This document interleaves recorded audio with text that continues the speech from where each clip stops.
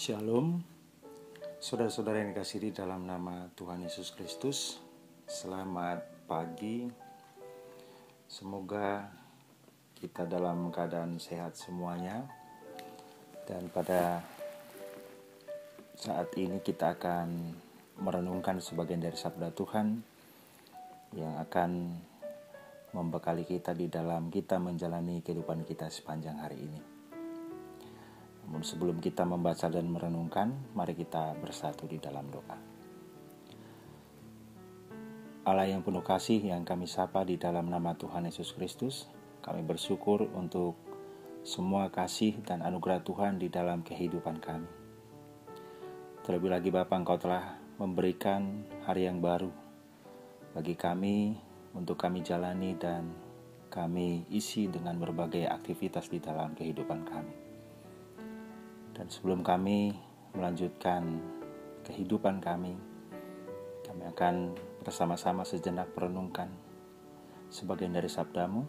Kiranya Engkau menerangi hati dan pikiran kami dengan pimpinan Roh Kudus-Mu, sehingga kami dimampukan untuk mengerti, memahami, dan juga Tuhan mampukan kami untuk melakukan firman-Mu di dalam kehidupan kami. Berfirmanlah Tuhan, kami telah siap untuk mendengarkan. Hanya di dalam nama Tuhan Yesus Kristus kami telah berdoa dan mengucap syukur. Amin.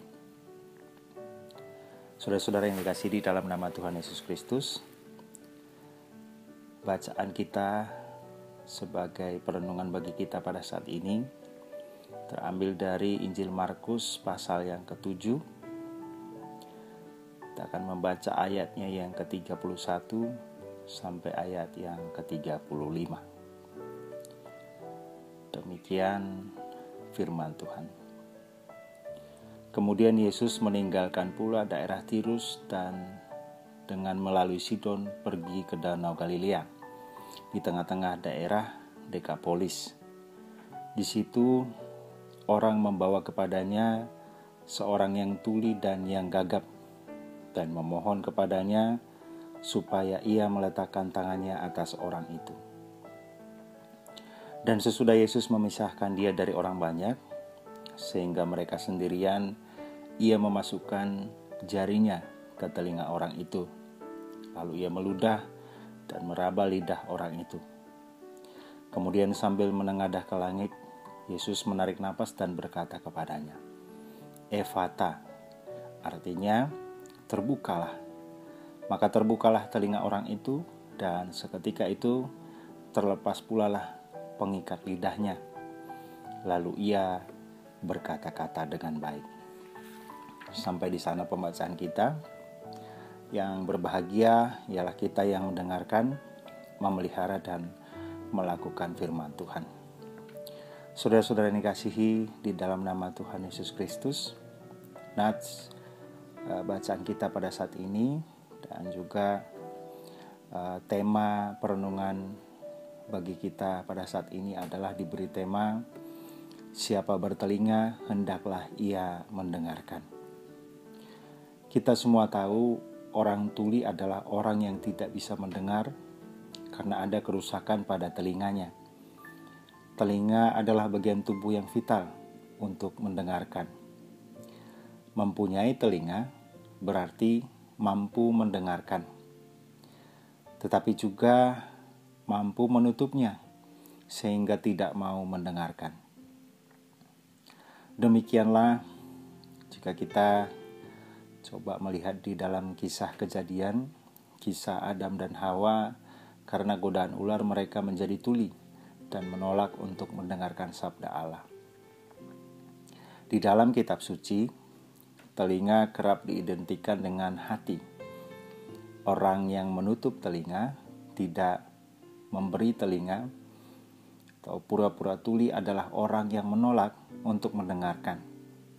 Orang yang mengeraskan hatinya untuk menaati sabda Allah. Tetapi dari kisah kejatuhan manusia pertama, menjadi jelas pula nasib atau kesudahan orang yang menulikan diri, yaitu keterpisahan manusia dengan Allah dan manusia menjadi makhluk yang kesepian. Bagaimanapun Allah tidak membiarkan manusia dalam keterasingannya.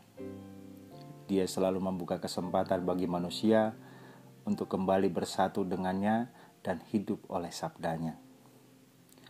Jika Yesus membuka telinga orang tuli, maka itu melambangkan tindakan Allah yang membangunkan telinga, sehingga perkataannya dapat memenuhi telinga. Dengan demikian, sabda menjadi suatu peristiwa yang aktual. Di dalam kehidupan kita sehari-hari, tidak jarang kita pun terkadang pura-pura tuli akan sabda Allah. Kita menutup telinga terhadap kehendak Allah. Kita lebih mengikuti kesenangan atau kemalasan diri daripada hidup sesuai dengan panggilan kita sebagai orang percaya. Kita terkadang lebih banyak menghabiskan waktu, tenaga, dan perhatian untuk hobi ataupun ambisi pribadi dibandingkan memberi prioritas atau perhatian kita kepada tugas pokok kita sebagai anak-anak Tuhan. Kita terkadang lebih sering membicarakan kejelekan orang lain daripada lamban untuk berkata-kata dan sabar mendengarkan kerinduan sesama di dalam kehidupannya. Namun patut kita bersyukur, bagaimanapun juga bagi kita semua masih terbuka kesempatan untuk mulai lagi memberi telinga kepada sabda Allah. Memberi telinga untuk mendengarkan apa yang Tuhan kehendaki di dalam kehidupan kita sebagai orang percaya. Siapa bertelinga, hendaklah ia mendengarkan.